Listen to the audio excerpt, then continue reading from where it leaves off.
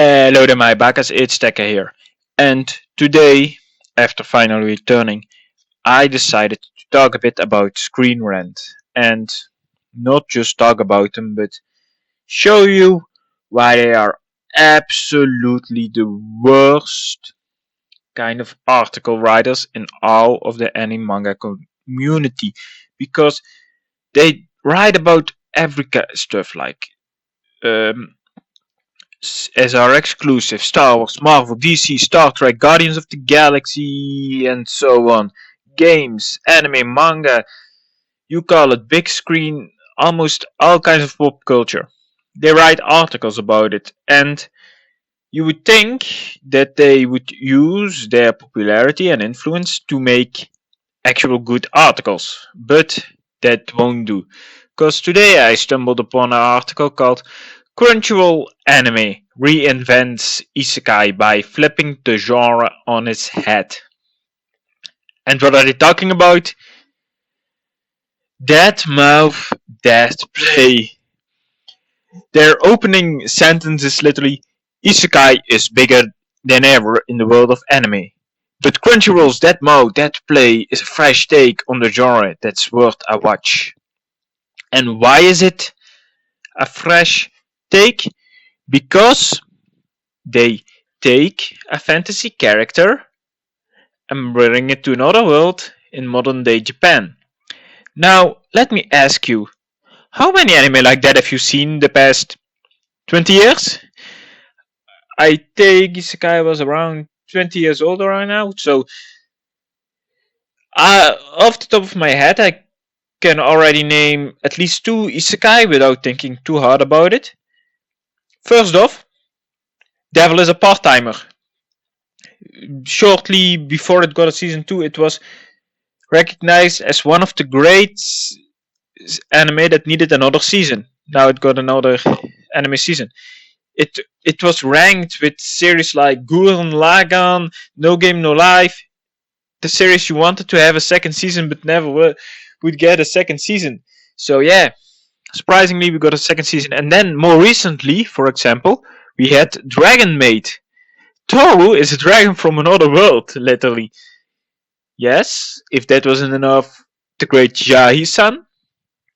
Also, so Screen Rant goes on, and they talk about That Mouth, That Play is an isekai anime that just debuted on Crunchyroll, but everything about the series separated from the swaths of other that fail to innovate or even try to differentiate themselves from each other in this now oversaturated genre.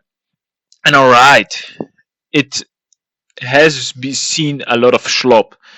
I mean, we got isekais lately, something made by Fuka. That's like the worst of all. But yeah, so they talk about it some more, and they give a little bit of backstory, how it's based on the manga with the same name, who the illustrator is, what the story is about, and then they come like, that mouth, that play can essentially be interpreted as a part of the overgrowing trend of reverse isekais.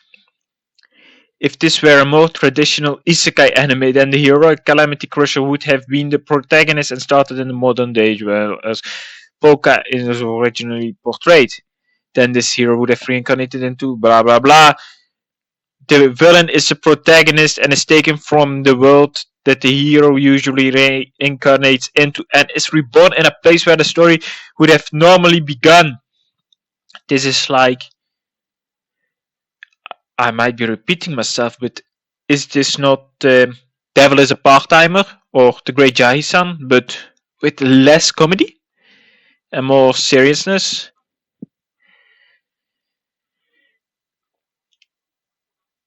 But then they come like, yeah, there is the implication that the hero will return to the original world to chase after the main character, but like, that has been done. It has been done before. Jason, Devil is a part-timer, literally episode 2, there is the hero! And more like that.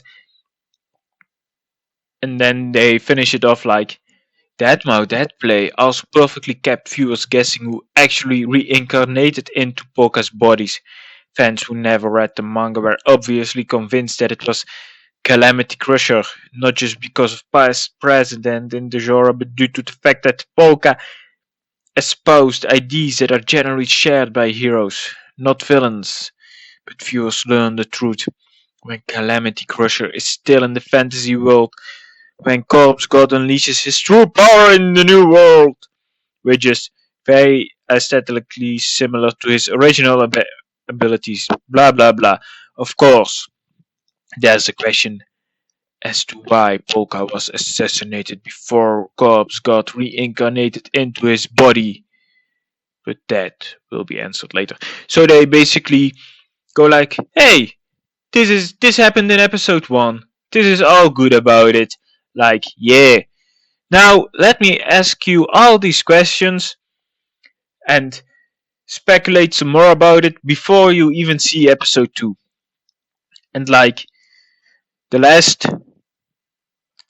chapter of this article is literally like overall Crunchyroll's new reverse isekai anime That Play is a breath of fresh air for a genre that has grown far too complacent. That Play is streaming on Crunchyroll. Meanwhile, I'm sitting here reading this article and thinking like, what is fresh and new about it?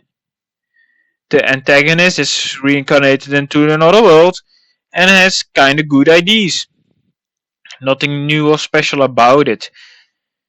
What you would be able to call a breath of fresh air is reincarnated in a godless world to serve as god apostles. That isekai, yeah? Because it's actually so bad it's good. I mean, bruh, have you seen the CGI? But this concludes the end of the video.